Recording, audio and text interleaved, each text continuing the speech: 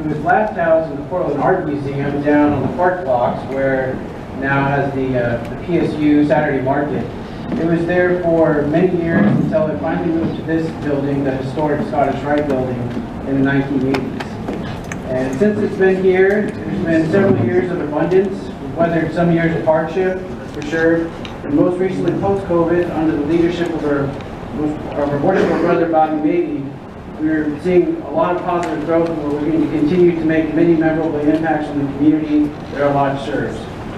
We all just welcome you again on this wonderful occasion of celebrating our 150th year as a lodge of Masons and Masonry. Thank you very much.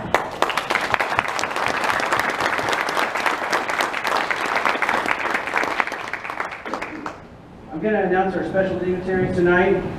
First we have our most worshipful brother Mark Posler, the Grand Master of Ancient Free and Deceptive Masons in Oregon, and his lady Jeanette.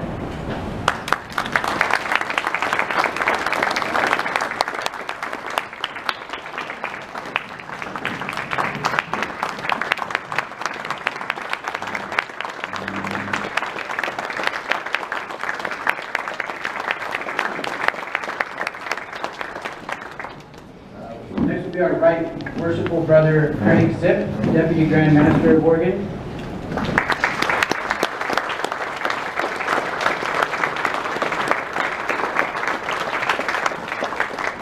Our most worshipful brother Ron Agers, the past Grand Master and personal representative of the Deputy Sovereign Grand Inspector General of the Oregon and the Holy South.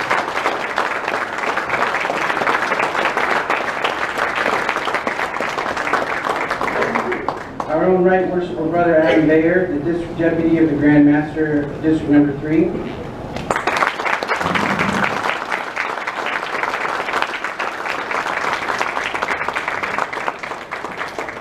And our worshipful brother Bobby Mabey, the Sitting Master of Portland Lodge Number 55, and his lady Gretchen.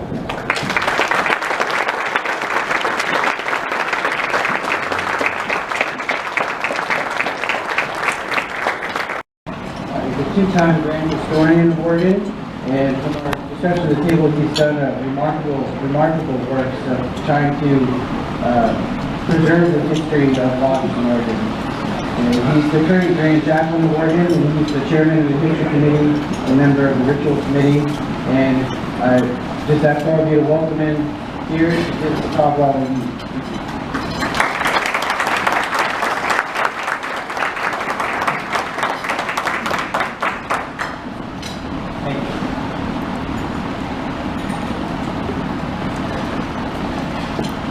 Portland Lodge Number 55 was the third Masonic Lodge on the west side of the river in Portland. The first lodge was Willamette Lodge Number 11, chartered under the Grand Lodge of California on November 27, 1850.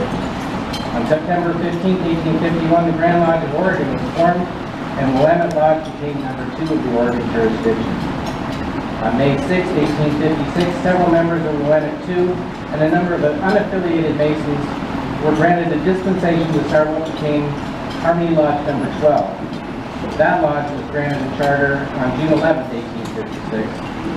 In 1859, Willamette Lodge had a building on B Street and front, which is now the access to the Burnside Bridge. And Harmony Lodge Number 12 met in past Grand Master Benjamin Stark's building about a block away. Thus it stood for 16 years until the idea of Portland Lodge Number 55 came into fruition.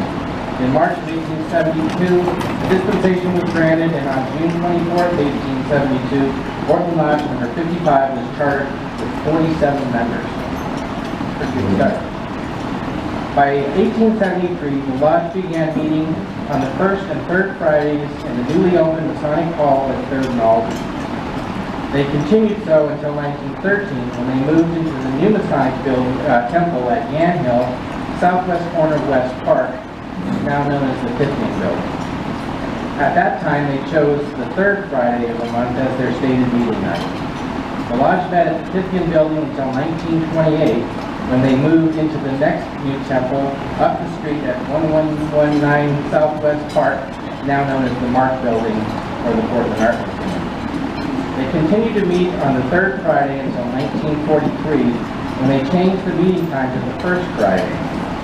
They continued meeting at the same time and place until 1981, when they moved into the Scottish Rite Building at 1525 Southwest D'Anville, retaining the same meeting date for the next couple of years. In 1983, they moved the stated meeting night to the first Thursday, which continues to the present. In 2009, the lodge moved to the Friendship Building over on Alameda Street, returning again to the Scottish Rite Building in 2011. When asked to present for the occasion of the Portland Lodge's 150th anniversary, it seemed like a simple task. I had dozens of biographies already written, just pick one and present it. But which one? Just in the charter members alone, I had more than 25 written biographies. We could tell the story of John Burton Harlow, first worshipful master of Portland Lodge number 55. Born in 1817 in Chester, Pennsylvania, he was a harness maker and a leather worker. He was raised a master mason in Perry Lodge number 37 in Lafayette, New Indiana on April 12, 1847. He demitted in 1849 and was one of the 10 California Argonauts who left that place by the southern route to the California gold fields. They were granted a special dispensation by the Grand Lodge of Indiana to form a traveling lodge. Concerning the journey of the members of Sierra Nevada Lodge Traveling Lodge, we are informed that on March 27, 1849, members of Perry Lodge marched to the Wabash River to bid bon voyage to the travelers. The journey took 6 months, first by boat down the Wabash, Ohio, and Mississippi rivers, then by land across Texas and Mexico. The trip across the Pacific took 40 to 50 days. Some of the brethren died of cholera in Texas. The food and water supply ran low on the boat voyage. Brother Congo returned later to Lafayette, Indiana in 1851 and was affiliated once again with Perry Lodge. He demitted again on December 31st, 1852 in preparation to move to Oregon the following spring. He arrived in Oregon in October of 1853 and settled in the Mohawk Valley in Lane County. After about a year, he relocated to Marysville, later known as Corvallis, Oregon. Here he was the charter junior warden of a new lodge being formed in 1857. The lodge was chartered as Corvallis Lodge number 14 on June 8, 1857, and he was elected senior warden in 1858, master in 59. He demitted Corvallis Lodge number 14 in 1861 and affiliated with Willamette Lodge number 2 in Portland in June of 1862. He demitted from Willamette Lodge in 1866 and was re-admitted in 1868 and was elected master of the lodge in 69 and 70. When Portland Lodge was proposed in 1872, he early became a prime mover. In fact, it was in his harness shop that the group met to perfect the organization, and he was chosen as dispensation master. He demitted from Willamette too and commenced his work as master of Portland Lodge under dispensation, whose charter was granted June 24, 1872. He was the charter master of that lodge in 72, re-elected in 73 and 74. He was Grand Master of Oregon in 73 to 75, and was a member of Portland Lodge number 55 at the time of his death in 1888. Or, you can tell the story of the senior warden, Joseph Norton Dahl. Born in 1835 in Hector, New York, he studied to be a lawyer. During the Civil War, he was a member of the Oregon Escort, established by Congress to protect the Oregon Trail. He was raised a Master Mason on November 23, 1860 in Harmony Lodge number 12, and was Master of Portland Lodge in 1876. He served as Portland City Attorney, U.S. District Attorney, 8 years as a State Senator, and 12 years as a U.S. Senator for Oregon. Most worshipped Brother Dolph was Grand Master of Oregon in 1881 and 82. Freemasons owe him a great debt for his efforts to preserve the history of the craft in Oregon. He died in 1897 in Portland. Or perhaps the story of the junior warden, William W. Upton. Born in Victor, New York in 1870, he was a surveyor and member of the Michigan legislature and later the California legislature. He was raised a Master Mason in Lansing Lodge number 33 in Lansing, Michigan in 1847. Came to Oregon in 64, set to work as a circuit judge. He served as Oregon Supreme Court Justice from 1867 to 1874 and was the Chief Justice in 1872 in Portland Lodge's Charter. He was the second comptroller of the U.S. Treasury under Hayes, Garfield, and Alford. He succeeded General Albert Pike as head of the Masonic Veterans in Washington, D.C. He died in 1896 in Washington, D.C. Of the others, the Turner Senior Deacon, J.C. Moreland, was Grand Master of Oregon in 1892-93.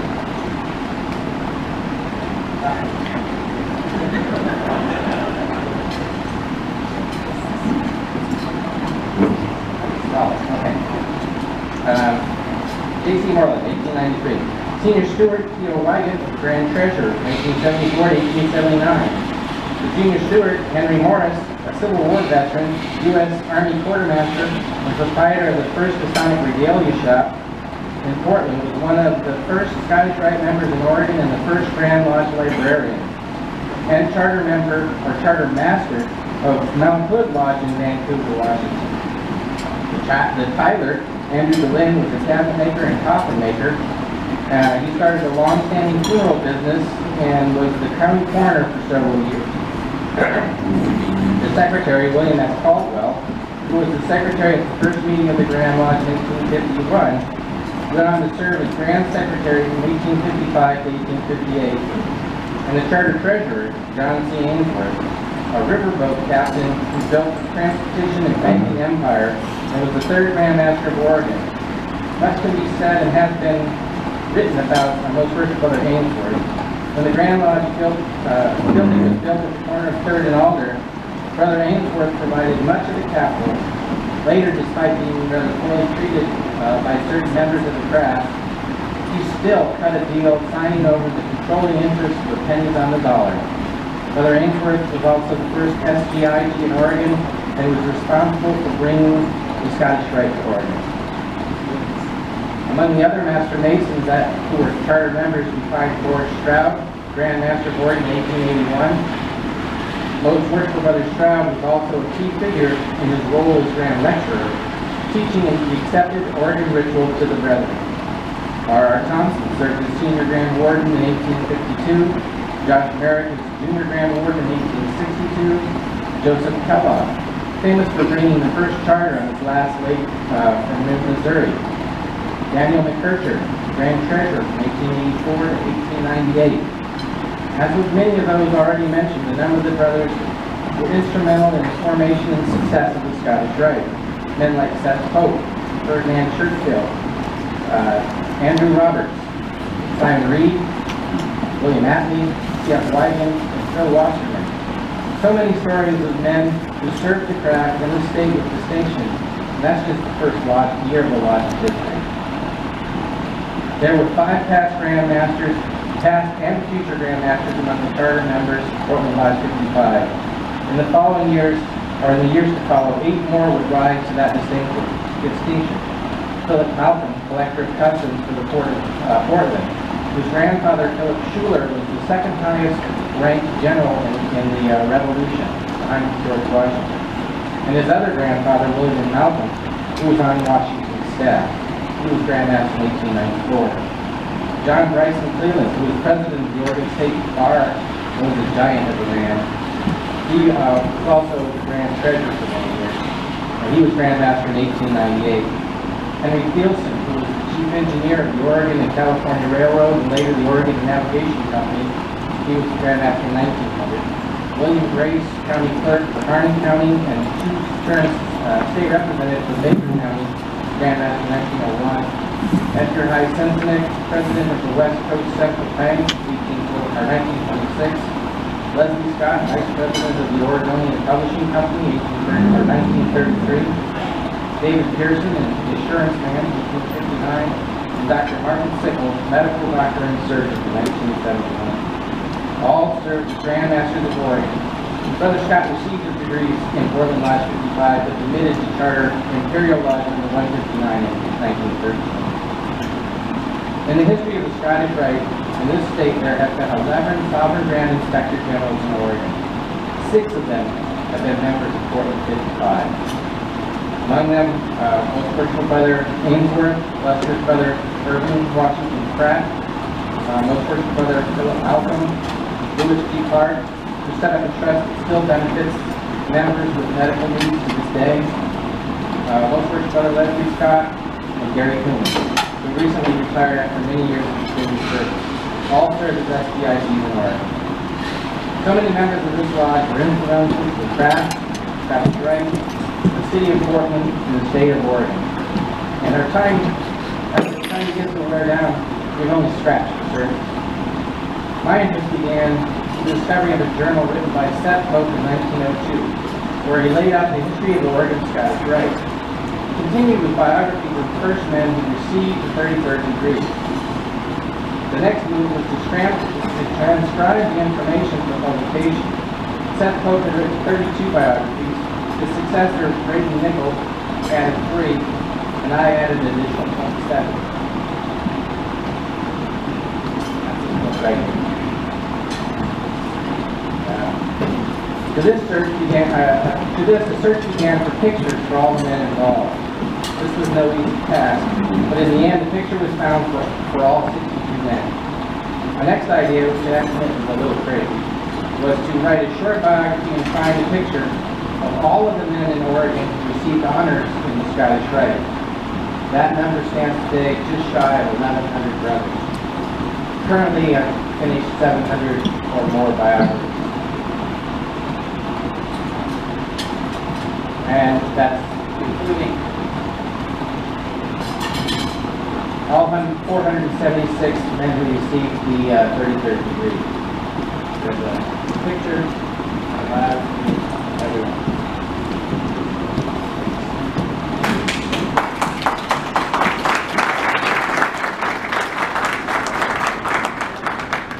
To accomplish this, vast amounts of information needed to be accessed and numerous pictures scanned.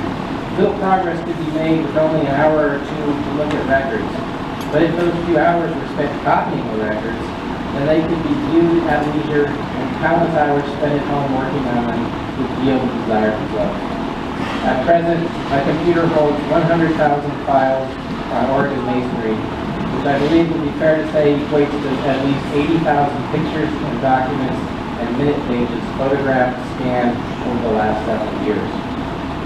Since so many members of Portland 55 figured into these works, much could be learned in those records. Since at the time, 2 of my lodges, Esoteric and Research, shared the same building, access was not difficult, and so many records were copied and all of the past master pictures scanned. While researching for the story of the Portland Temple at 3rd and Alder, several members of Portland 55 also people of interest, men like Henry Morris, who opened the first regalia shop on the ground floor, Eugene Coachman and Hugh DeFrance, who had a shoe store in the front corner of the building, Captain John Ainsworth, who was the principal person in making the entrance.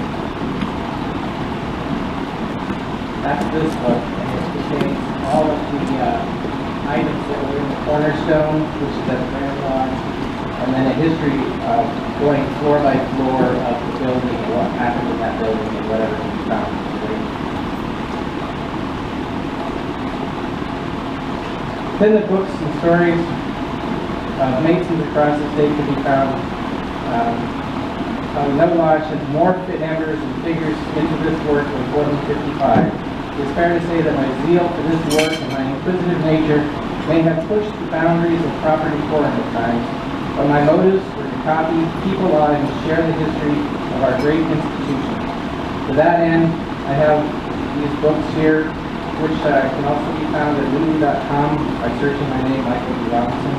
And I have a drive, which I've already presented to the secretary, which has all of the records from Portland 55 that I was able to digitize at this point, which includes, there's a lot of stuff. As I've rambled on for some time now, surely we must be near the end. But if you'll indulge me for a moment longer, I will share a side effect of collecting. I'm explaining that one of the things that I had in there was photographs that I found and labeled. I know you won't be able to see this very well. This is a copy of a photograph. Several years back, a a lot of things that were just kind of around the building ended up upstairs and were put up for sale. And I saw this picture, it was $5, and I thought, there's no relevance. There's nothing on it to say what it was or what was going on. It's just a picture of a bunch of these. And I got home and I thought about it for a while, and I'm like, no, I need to get that picture. The next time I came up to Portland, I shelled out the $5 and I got a picture. So, first aspect that needed to happen here is I needed to figure out who the guy with the hat is. Once I figured out that, I began to unlock the secrets of this picture. So the man with the hat was Edgar I. Simpson. And at first I thought this was when he was master of Portland 55. But as I looked closer, I realized that both the guys in the front row and the back in the middle row were all wearing officer's aprons. So what I came to understand was the front row is all officers of the Grand Lodge. And using past Grand Master pictures and other things that I found along the way, I was able to identify all 10 men in the first row. Then the second row were all members of Portland 55, and they were the officers for that year, so through their jewels and their past master pictures, I was able to identify all the people in the second row. The third row gave me some problems. And after several years, I was working on another book where I had found a picture at the Eugene Library, the Lane County Historical Museum. And I traded them for it, and I got this picture, it looked something like this. And I began to try and do the same process, figure out what it was, when it was, and who was in the picture. In the end, I identified maybe 30 or so guys that were in the picture and figured out what the whole thing was about. It was a Master Mason degree in the new temple in Eugene, where 500 Master Masons came to see this event. That led to understanding what the last group of guys were. Because the group that came to do that degree were members of Washington Lodge number 46. And once I picked out a couple of guys that looked familiar, I was able to identify everybody in the back row but one guy. So out of 30 people in this picture, I was able to identify 29 of them. And then, so this is the official Grand Master visit to Portland Lodge number 55, October 15, 1926, at the Masonic Temple of Yamhill and Park in Portland, Oregon. The Grand Lodge officers Portland 55, and the Washington Lodge number 46.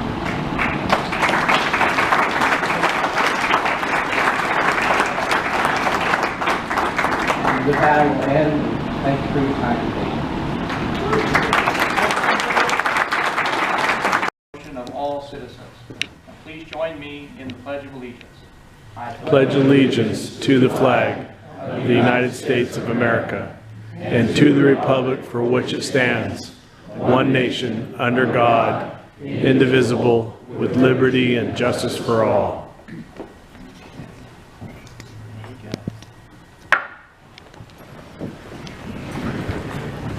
Well, you're doing good so far. You're an expert. From the beginning of time, men have been builders, and Freemasonry is no exception. Freemasons were builders of not just material things, but of character and morality. The purpose of Masonry is self-improvement, not in the material sense, but in the intellectual, moral, and philosophical improvement of the individual. Freemasonry has given many things to mankind and society. It helped pave the way for freedom of speech. It has ever been the enemy of any power that suppressed free thought and enslavement of the mind. It rejects bigotry, superstition, and persecution. And the thought and free speech and the study of the sciences are necessary for mankind's mental and intellectual emancipation. That the study of nature brings man's soul nearer to his Creator, and that knowledge drives out ignorance and superstition. It has taught mankind that after he has emancipated himself from the vices that tyrannize and oppress, he must learn to govern himself wisely by practicing the cardinal virtues of Freemasonry: temperance, fortitude, prudence, and justice. The establishment of a lodge of ancient, free, and accepted Masons in any community is an event of vital and far-reaching importance. It indicates a desire upon the part of its members to cultivate and practice the noble attributes of brotherly love, relief, and truth. It means the inculcations of all sentiments which constitute a higher morality and a nobler manhood. It contemplates the encouragement of all virtues which elevate and ennoble man, making better husbands, better fathers, better sons and brothers, better citizens, and a better and more prosperous community.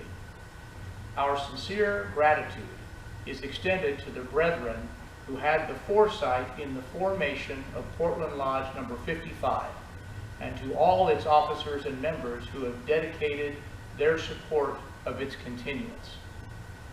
Brethren and friends, today your Grand Master, together with the Grand Lodge officers, the Master, Wardens, brethren, and friends of Portland Lodge number 55, have met for the purpose of celebrating the 150th anniversary of this lodge. In 1872, a number of brethren assembled with a vision of forming a new lodge, a lodge that would be a means of lasting good in this fine community. It has been the custom among the fraternity of ancient free and accepted Masons from time immemorial to assemble for the purpose of celebrating a lodge anniversary and rededication of a lodge when requested to do so by those having authority. Today, the Grand Lodge of Ancient Free and Accepted Masons of Oregon has been invited to perform this ceremony and place a plaque as a memento of this important celebration in the history of Portland Lodge number 55. It is therefore my will and pleasure as Grand Master of the Grand Lodge of Ancient Free and Accepted Masons of Oregon that the officers and brethren here assembled now assist me in the performance of this pleasant duty. In accordance with the teachings of our institution, it is our duty before entering upon any great or important undertaking to invoke the aid and blessing of God. We shall therefore reverently unite with our Grand Chaplain in an address to the throne of grace. Brother Grand Chaplain.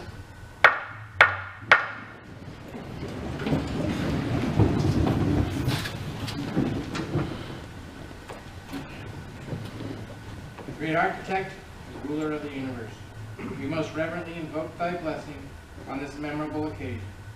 We remember and thank thee for the vision of our brethren who pledged their faith, dedication, and integrity to the obligation of the formation of this lodge. Thou hast said in thy word, the integrity of the upright shall guide them. Thou, O God, hast been our guide, and today we honor those men of integrity, and we rejoice with all our brethren in the honorable fulfillment of the obligation that was assumed in the beginning and continues to this day. May the pledges of our brethren in the past and present inspire those in the future. Continue to bless this lodge in all its commendable undertakings, and to thee we shall ascribe all the honor and glory forever. Amen. So mote it be.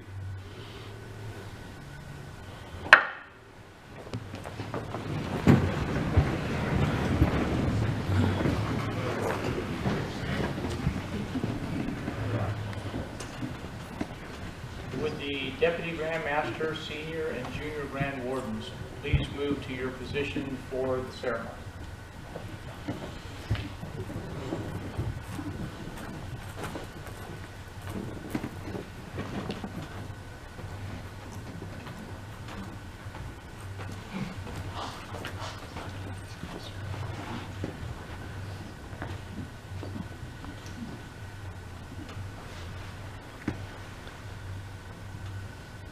Brothers, Deputy Grand Master, Senior, and Junior Grand Wardens, receive these implements of your respective offices.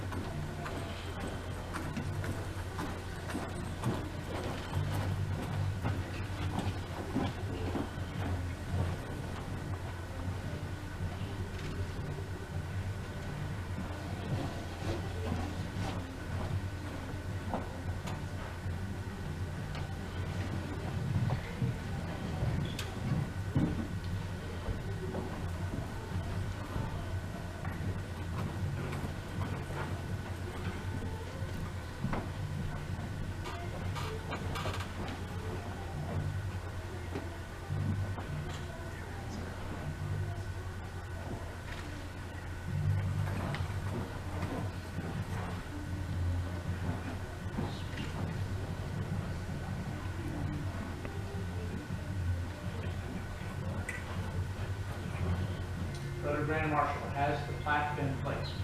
Most Worshipful Grand Master, the plaque has been properly placed. Brother Deputy Grand Master, what is the jewel of your office? The square. What are its moral and Masonic uses?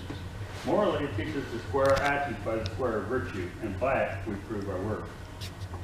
Apply the implement of your office to the plaque and make report.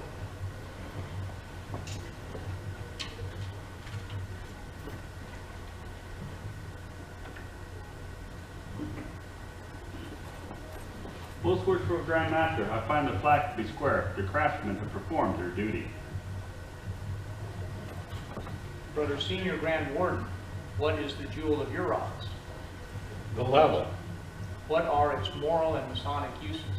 Morally, it teaches us equality, and by this we prove our work. Apply the implement of your office to the plaque and make report.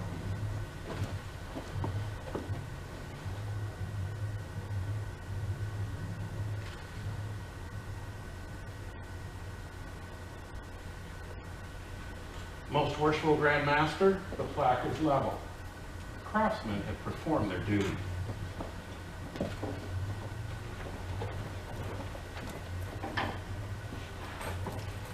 Brother Junior Grand Warden, what is the jewel of your office? The plum. What are its moral and Masonic uses? Morally, it teaches us rectitude of life and conduct, and by it we prove our work. Apply the implement of your office to the plaque and make report.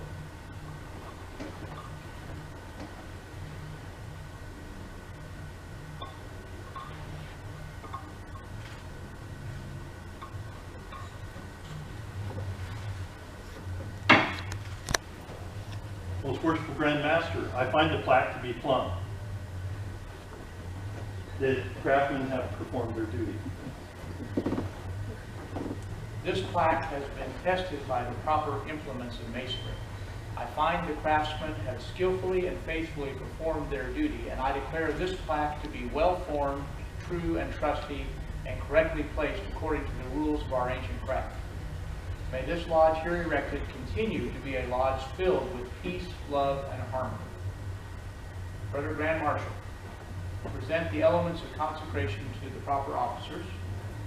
Been done. Okay.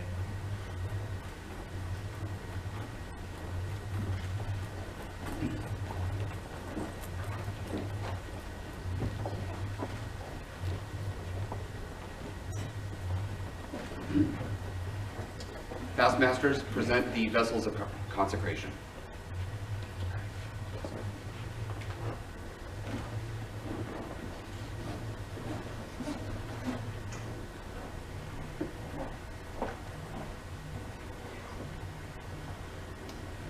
Brother Deputy Grand Master, proceed. I scattered this corn as an emblem of the plenty. May the great architect of the universe frequent and assist the craftsmen in the performance of this important work, and be ever provide the corn and nourishment for those employed in useful toil, and fill us all with virtue, wisdom, and gratitude. Brother Senior Grand Warden, proceed. I pour this wine as an emblem of refreshment.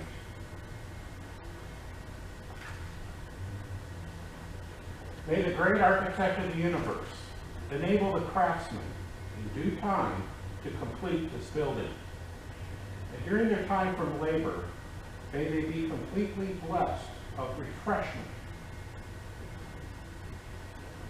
Out the window to Of which this wine is emblematic. of which this wine is emblematic.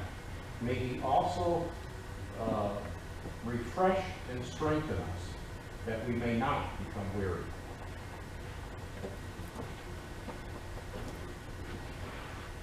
Brother Junior Grand Warden, proceed.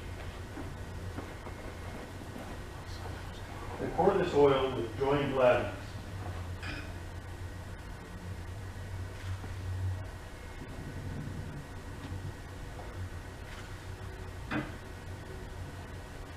May the blessing of heaven descend upon this and all good works.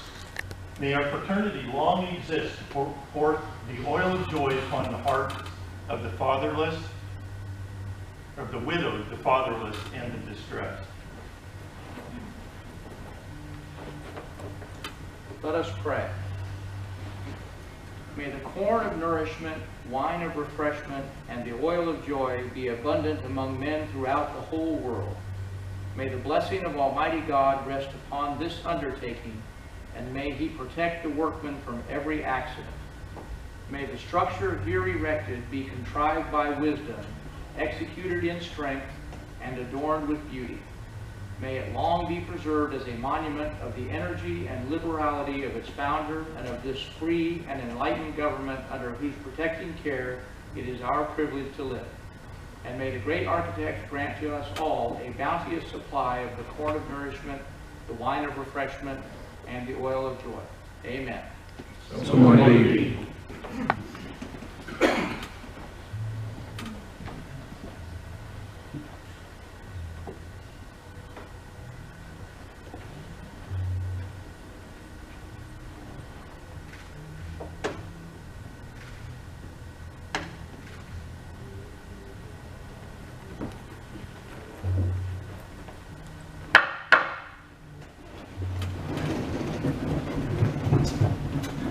Brethren, unite with me in giving the public grand honors of Masonry.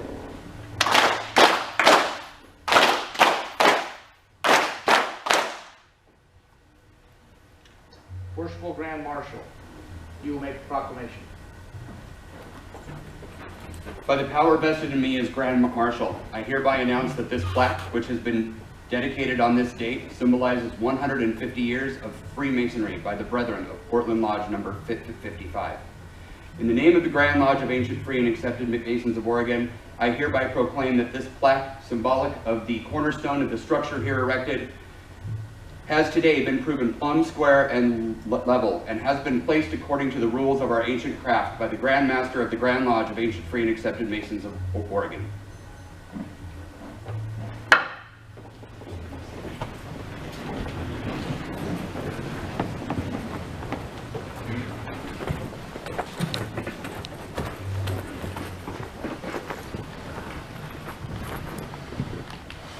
Thank you, brothers. We will now hear from our Grand Orator.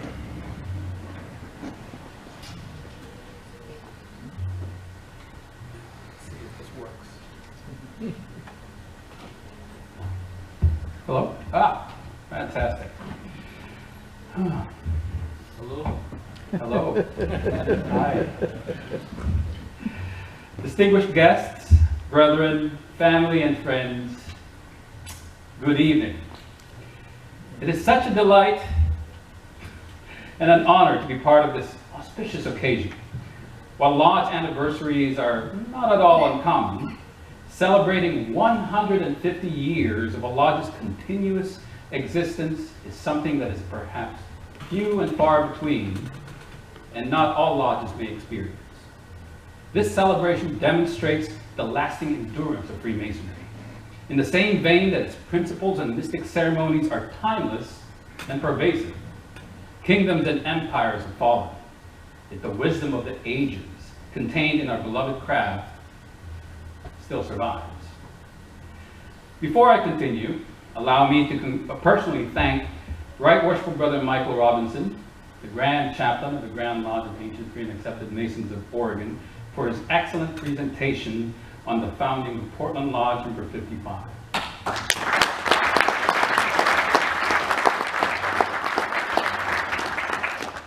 His presentation is a great example of why honoring the past is an important part of our existence.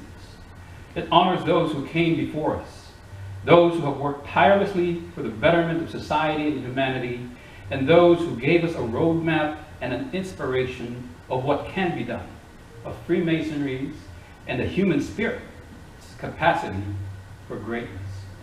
He spoke of Philip Malcolm, John Ainsworth, John Congo, Joseph Dahl, Irving Pratt, and many others. He spoke of characters who provided a colorful backdrop of the Lodge's inception, its history, men who made lasting contributions to Freemasonry. Some have even contributed to Portland's development as a young city, and in doing so, have immortalized their names in streets, buildings, and monuments that stand to this day. In short, he spoke of people. People are what make Freemasonry work. They are the conduit by which the most important tenets of our order are transmitted throughout the ages. Tenets such as brotherly love, relief, and what's the next word? Truth. Yes. The building blocks of our order's identity and purpose have always been passed down from one generation of Masons to the next in the form of action. And it is through action that those who follow us in the Masonic experience are provided with inspiration to do many great things. People bind the present to the legacy of the past. And without the people of the present, people that keep the promise of Portland Lodge number 55 alive, the efforts of our forefathers, those of John Congo, Joseph Dahl, etc., would have been lost to the sands of time. People like Worshipful Brother Eric Gatzel, who is considered by his brothers as the Lodge's elder statesman, and who keeps the Lodge's characters and investments in line. Like Worshipful Brother Larry Burbage, who is the Lodge's connection to the public at large, and is the first Lodge member that prospective applicants meet during their first exposure to the world of Freemasonry. Like Worshipful Brother Mike Stone, who is outside right now, who is considered by his brothers as the degree work Swiss Army knife, due to his flexibility in being cast in almost any role for any degree. I'm sure a lot of us here can relate to that. Like Right Worshipful Brother Adam Bayer, there, my dear friend and brother, who has organized and conferred every degree for the last 8+ years, created the Lodge's collateral and communications, and has served this Lodge as either its Worshipful Master, Treasurer, Secretary, or Warden for the last 10 years. Like Brother Stan Atkin, right there, who you've seen speak tonight as well.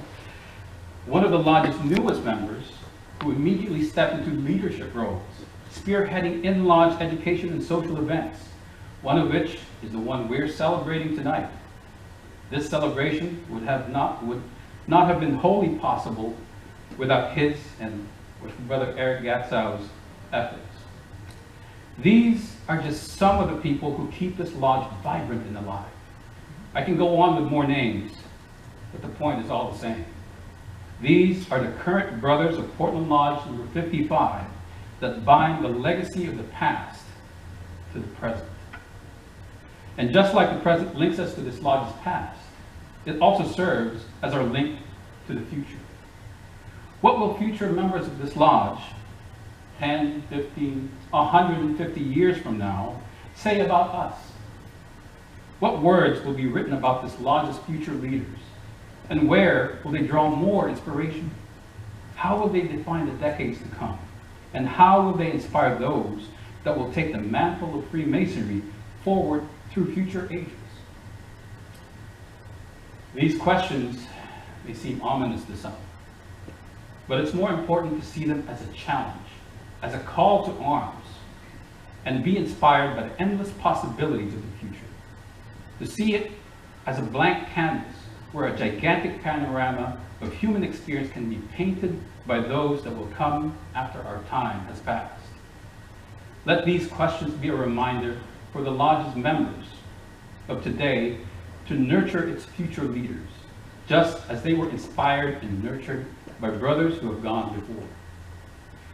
As we celebrate the past tonight, let us also give a gift to the future of this Lodge, to the next Stan Atkins, Trevor Rydell, Cameron Esprits, and Adam Bayers, who will grace these doors and claim Freemasonry as their own. And what better gift can we give them than to make sure that the foundations set by John Congo and Joseph Dole are not only strengthened by the building blocks of our craft, but also by the cement of our actions today. Brothers and friends, tonight marks 150 years of Portland Lodge number 55's history. Let us also celebrate it at the beginning of the Lodge's next 150 years, and may it serve as a tremendous gift of inspiration for future brothers. My name is Worshipful Brother Dale Cataleo, Grand Orator for the Grand Lodge of Oregon, and on behalf of Most Worshipful Brother Mark Posler and the rest of the Grand Lodge officers in attendance, thank you and have a great evening.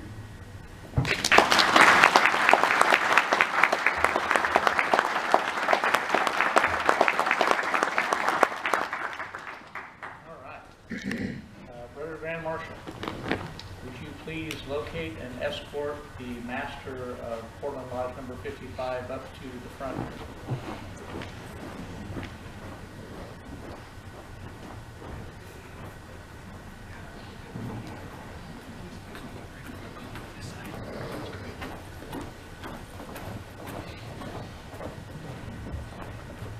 Give him the plaque here.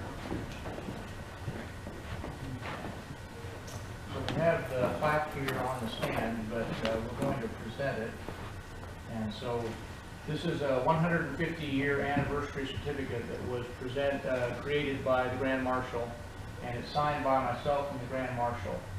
And I won't read it here, but it commemorates the 150th anniversary of the Lodge. So, Worshipful Master, it's my honor and privilege to present this to you and your Lodge in token of your 150 years of Masonry. Thank you, Mr. Worshipful. And on behalf of the Grand Lodge of Oregon. Thank you very much. You bet.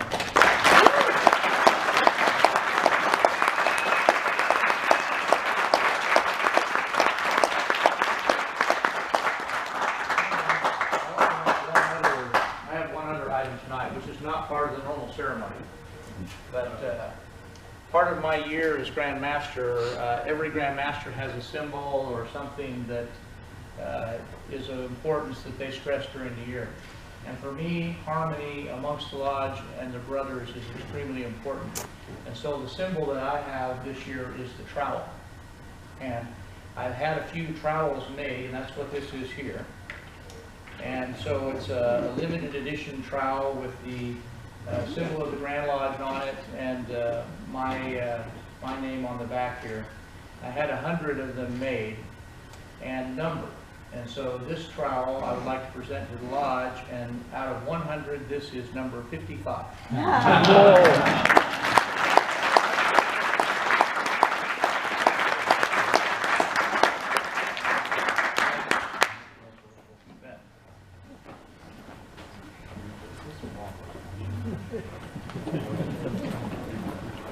I guess there is.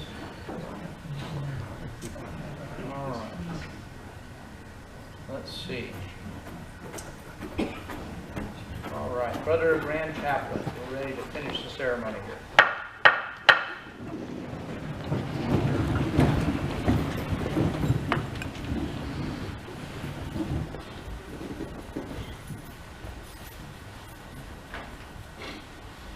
May the blessings of Almighty God, who made the heaven and the earth and all that dwell therein, be with us all and remain with us now forevermore. Amen. So let it be. All right. So, now, Worshipful Master, this concludes the Grand Lodge portion of the ceremony. And so, before asking the ladies to retire, I would yield the floor to you if there's anything else that you want to do before we close the Grand Lodge. If I may, I request that I cover my artifacts.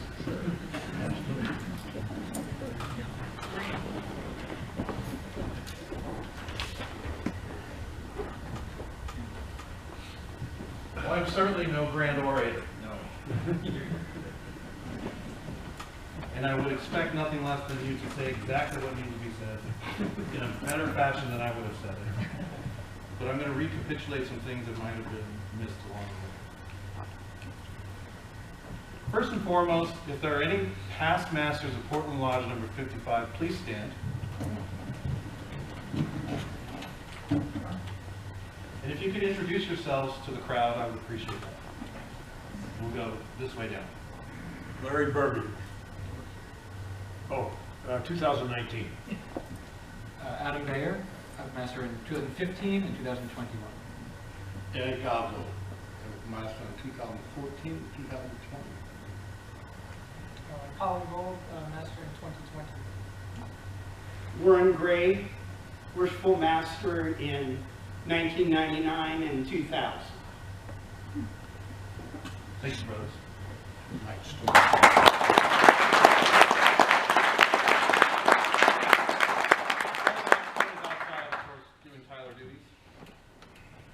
Are there any current masters of any lodges, state of Oregon or otherwise, that would love to speech? It hinged around the idea of standing on the shoulders of giants.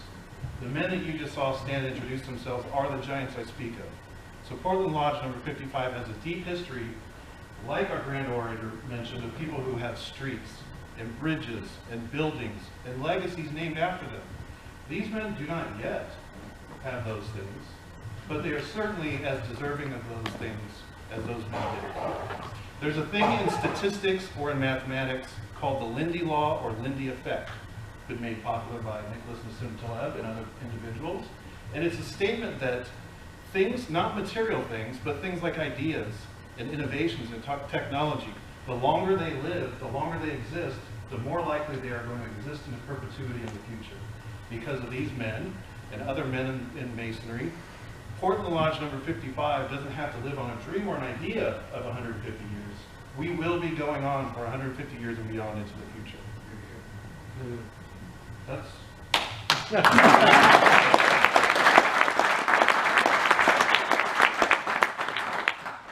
So it's sort of passe to quote JFK, but it fits. A man may die, nations may rise and fall, but an idea lives on. Ideas have endurance without death. This story of Portland Lodge number 55 is a story of endurance and a story of perseverance. And that's basically what we're living for. We have our tenets of Freemasonry, but these tenets that are not mentioned out loud in the lodge are ones that live with us as well. Endurance and perseverance. Now some of my younger Masons, this must be a very exciting meeting for you because we've never seen this many people in a lodge. It is possible, and someday it will happen, when you become junior warden as Brother Stan Adkin. It must be panic mode to realize that you want this many people in the lodge, and then it finally happens. And as a junior warden, you've done an excellent job preparing this event and preparing people to refresh with each other. So thank you.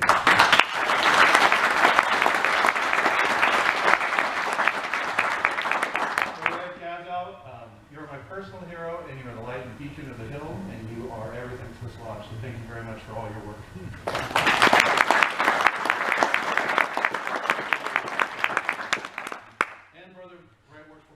Adam Bayer, we would be nothing without you. The state of Oregon would be nothing without you.